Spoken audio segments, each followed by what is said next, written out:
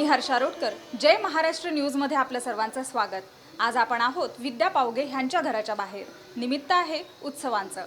गणेशोत्सवाला सुरुवात झालेली आहे आणि ह्या उत्सवांमध्ये महिलांना वेध लागतात ते गृहसजावटीचे।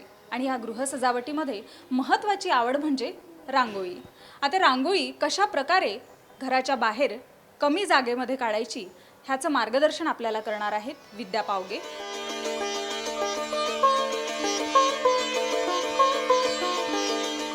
आपण बघू शकता इथपासून यांच्या पायऱ्यांना सुरुवात झालेली आहे आणि ह्या पायऱ्या ज्या आहेत पायऱ्यांचा अर्धा भाग त्यांनी रांगोळीने व्यापलेला आहे आणि अर्धा भाग त्यांनी जाण्या येण्याकरता मोकळा ठेवलेला आहे।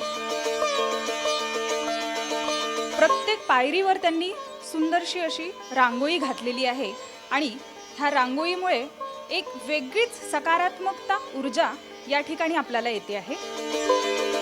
आपण बघणार आहोत की त्यांनी कशा प्रकारे चिन्हांचं सुशोभीकरण या ठिकाणी केलेलं आहे। सगळ्यात आधी त्यांनी शंख काढलेला आहे, श्री काढलेला आहे, श्रीला सुद्धा त्यांनी फुलांनी सजवलेला आहे, लक्ष्मीची पावलं, स्वस्तिक, डमरू, कलश, गदा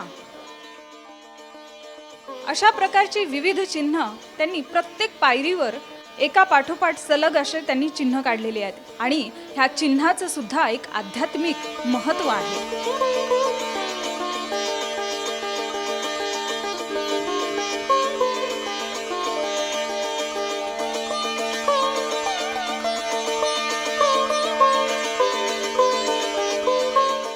दारात त्यांनी छोटीशी गणपतीची मूर्ती त्यांनी रांगोळीने काढलेली आहे आणि गणपतीच्या आजूबाजूला दोन पणत्या ठेवलेल्या आहेत आणि ह्या पणत्यांमुळे त्या रांगोळीला अगदीच शोभा आलेली आहे।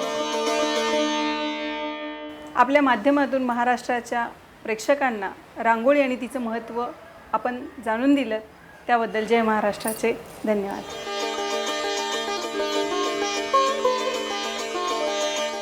कॅमेरा पर्सन शारीब आणि राजेशसह हर्षा रोटकर, जय महाराष्ट्र, मुंबई।